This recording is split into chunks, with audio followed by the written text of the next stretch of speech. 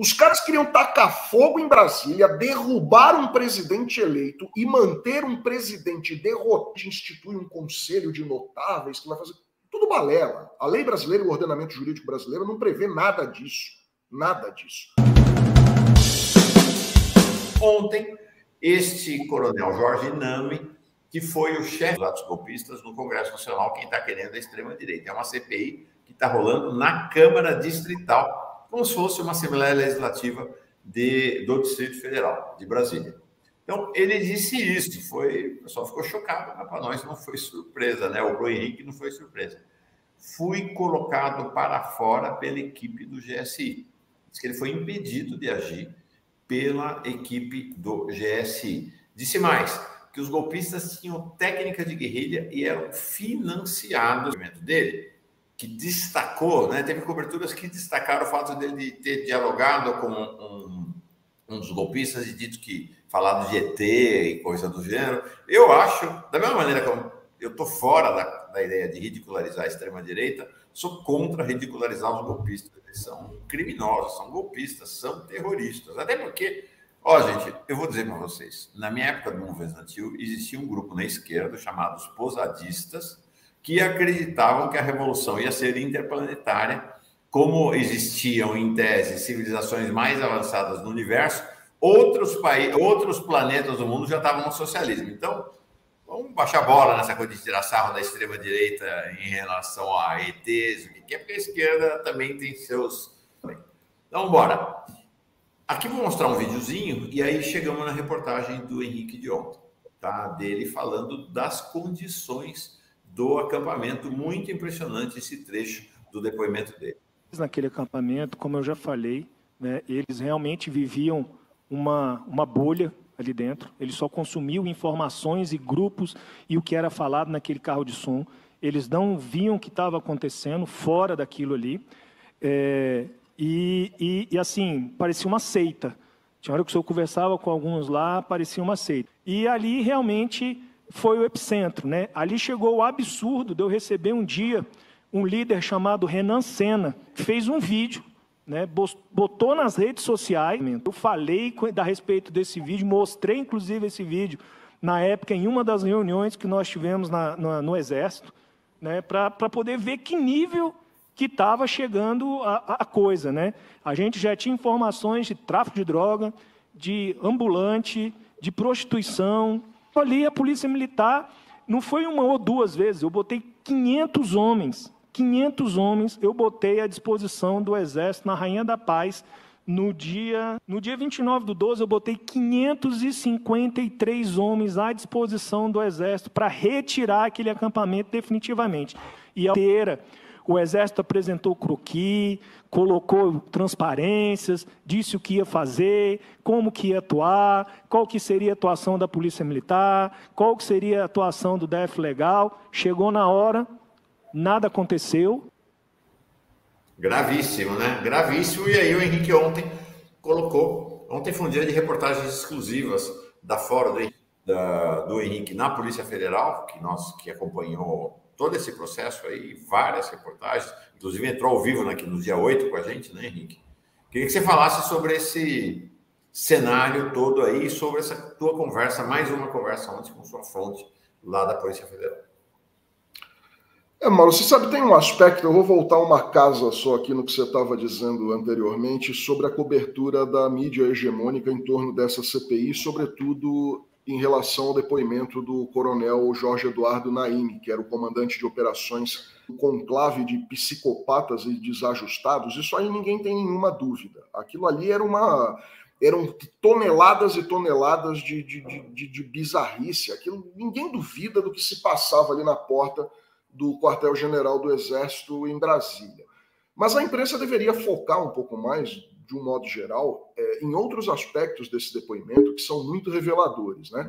Primeiro que o coronel ele faz aí menção a tudo aquilo que já vinha sendo registrado do ponto de vista criminal ali, né? Então era um local onde já havia o registro de exploração da prostituição, de tráfico de drogas, de ameaça, suspeita de crimes sexuais, como crime de estupro. Então, quer dizer, você tinha ali um cenário já dantesco em torno daquilo. E havia uma participação evidente havia um conluio evidente com setores do Estado brasileiro e do governo Bolsonaro. Ele mesmo diz ali que antes de toda essa confusão se instalar, ele disponibilizou 553 militares do Planalto. Olha, general, eu tenho aqui 553 homens para remover esse pessoal daí da porta do QG. E o comando do Exército insistia nessa conversa de não, deixa para lá, vamos deixar. E aí a gente sabe o porquê disso. Tinha muito familiar de militar ali, tinha a esposa de alguns oficiais intermediários e oficiais superiores também, que conviviam ali no meio, naquele antro, naquele furdunço, naquele bando de doidos, e eles evitaram ao máximo. Só que aí acabou acontecendo, né? Aconteceram os atos do dia 8 de janeiro. Mas agora, Mauro, vamos ao que interessa, né? Eu acho que vocês devem lembrar que durante um curto período de 8 anos, entre 1994 e 2002, tinha um ditadozinho que todo mundo falava que era assim: todo mundo tenta, mas só o Brasil pode ser penta. Que era de quando o Brasil... É verdade. Não durou muito, durou pouco, porque o Brasil foi tetra nos Estados Unidos em 94, aí passou aquele pesadelo da França em 98, que o Ronaldo Fenômeno teve piripaque lá no dia da final, e o Brasil já ganhou o penta com o Felipão em 2002 na Copa do Japão e da Coreia, há 21 anos.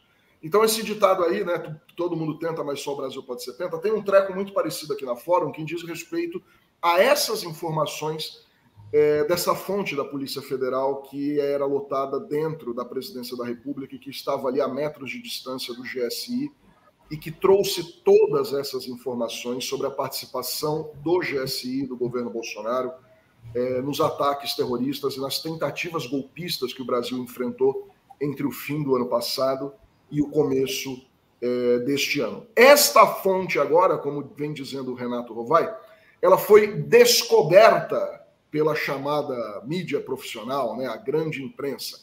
E ela foi descoberta, entre aspas, porque agora ela é ponto-chave, peça-chave central, numa série de inquéritos que correm em vários âmbitos diferentes, porque esta fonte estava presente no dia dos ataques e essa fonte tem informações que comprometem o GSI e militares das Forças Armadas que tinham cargo de comando durante o governo do ex-presidente Jair Bolsonaro.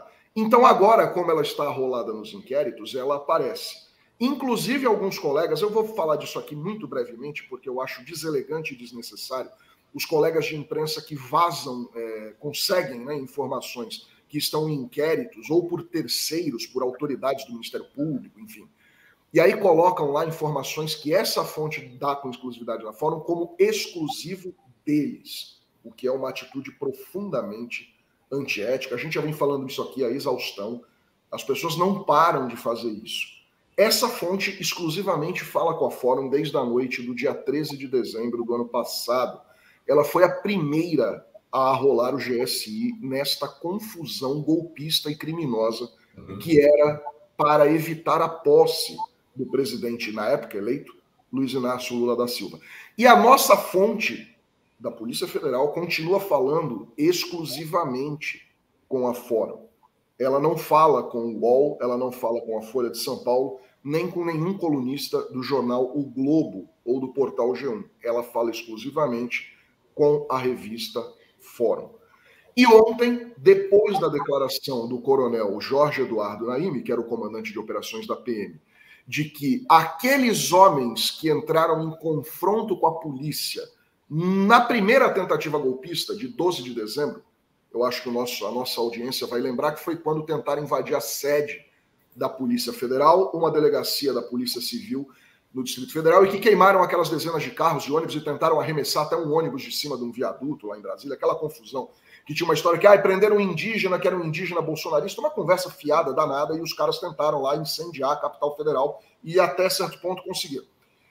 O coronel Naime diz que aqueles homens que entraram em conflito com a PM na noite do dia 12 eram pessoas que tinham claramente conhecimentos de técnica de guerrilha, eram profissionais e pessoas que, em quem ele viu ele usa uma expressão, eu não me recordo agora, ele diz que ele ficou surpreso com a destreza e a capacidade de combate, ele chama de combatente, daqueles terroristas. Ou seja, ele deixa evidente que o que havia na frente dele eram profissionais de combate. E só existe uma categoria de profissionais. A versão da vovó de 70 anos, ela é tão folclórica quanto a do sujeito lá que fala de ET.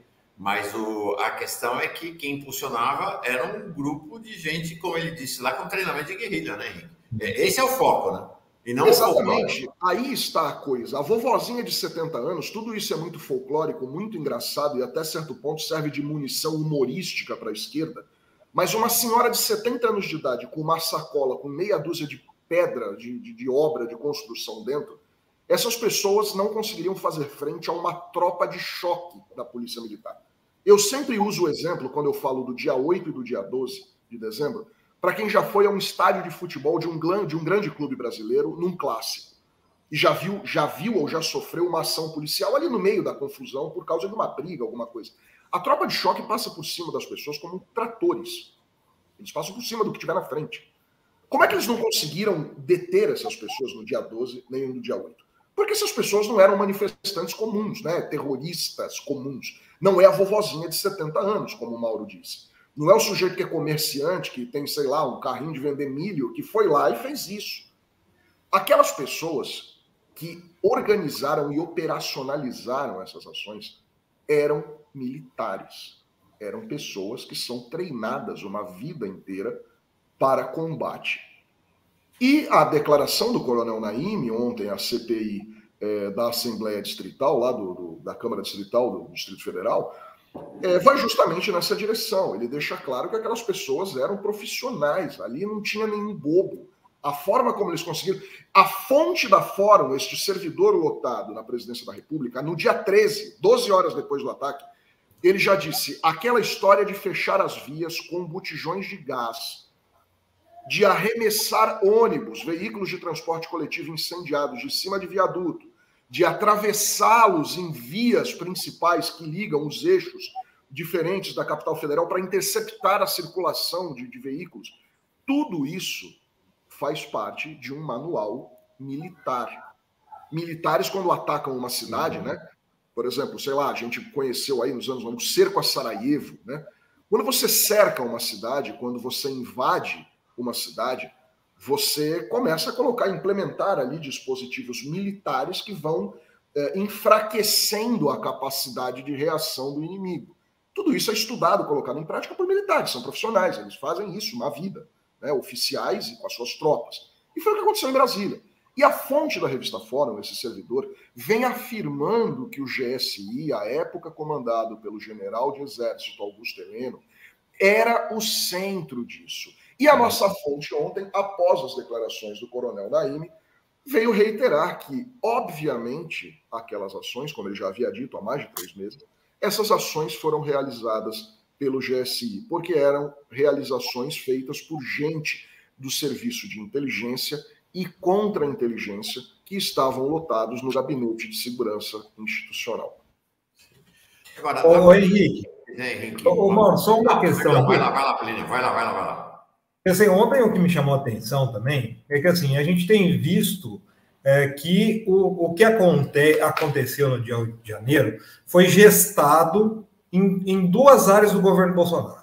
Né? Primeiro, o Ministério da Justiça, que a gente pega, onde teve a minuta, foi preparado o pós-golpe. Né? Vamos pegar depois que acontecer esse caso que aconteceu, esses atos terroristas, a gente vai haver um decreto de estado de sítio, aí alguma coisa, e a gente vai retomar. Então, assim, tem essa parte do Ministério da Justiça, mas é interessante que o que trouxe o Coronel Naim, porque, assim, você colocou, à época, o GSI era comandado pelo general Heleno. O general Heleno é o mesmo que coordenou, comandou, e por isso foi expulso pelo Lula, um massacre no Haiti. Então, essas técnicas de guerrilha, quando a gente fala de técnica de guerrilha, que é o que a fonte já havia adiantado para o Henrique há muito tempo, né, Henrique?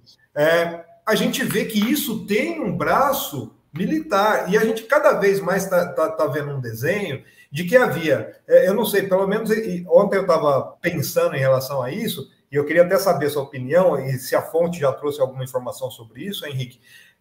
que, assim, parece que houve uma estratégia, digamos, intelectual dentro do Ministério da Justiça para isso, e, ao mesmo tempo, houve no GSI... O Ministério da Justiça também agiu incitando as pessoas a irem lá, né? A gente pega que nem Silvinei Vasquez, essas pessoas que hoje estão na iniciativa privada, na indústria da guerra, na iniciativa privada, né? Só que, assim, o GSI preparou toda a estratégia de guerrilha para esse dia, para que depois fosse colocado esse plano em andamento. Parece que está cada vez, esse quebra-cabeça, parece que cada vez está encaixando as peças, né, Henrique?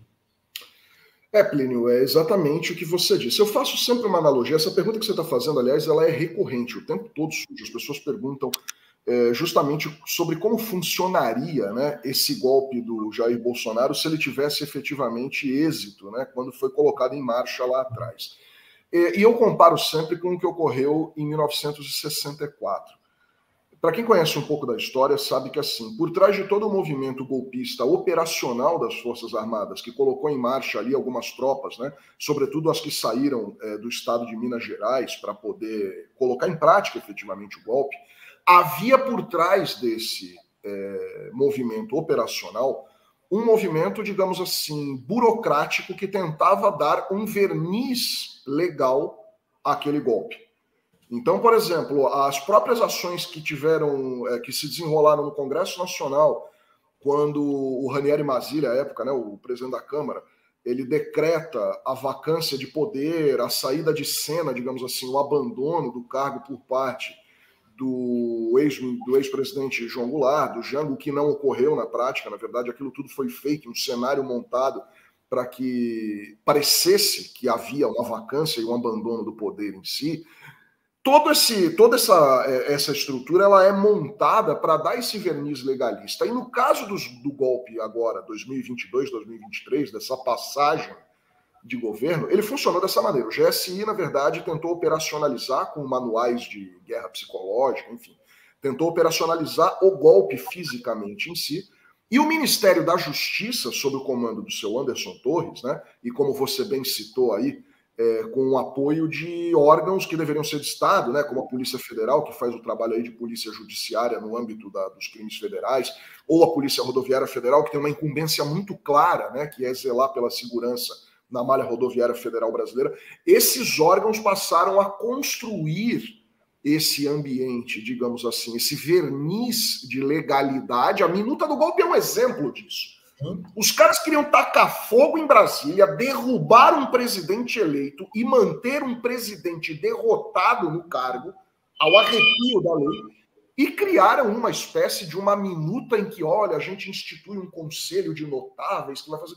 Tudo balela. A lei brasileira e o ordenamento jurídico brasileiro não prevê nada disso. Nada disso. O Anderson Torres agora disse que era lixo, né? Mas exatamente. Era um lixo que ele guardava na estante dele dentro de uma pasta do governo Bolsonaro. Que lixo, exatamente. Né? Eu tenho que admitir que eu concordo com ele apenas nesses poucos segundos de fala dele. Realmente aquilo é um lixo. Aquilo é um lixo burocrático, porque aquilo é um papel que não serve para nada. Aquilo é como os golpes, os atos institucionais do golpe militar, depois do golpe militar, né? O AI-1, o AI-2, o mais famigerado de todos, o AI-5, né? Não tinha nenhum tipo de amparo legal. Na verdade, era uma forma que tentava se dar um verniz legalista para uma coisa absolutamente autoritária. E a minuta do golpe era isso, era uma minuta golpista, ilegal, inconstitucional, enfim, sem nenhum pé dentro da realidade,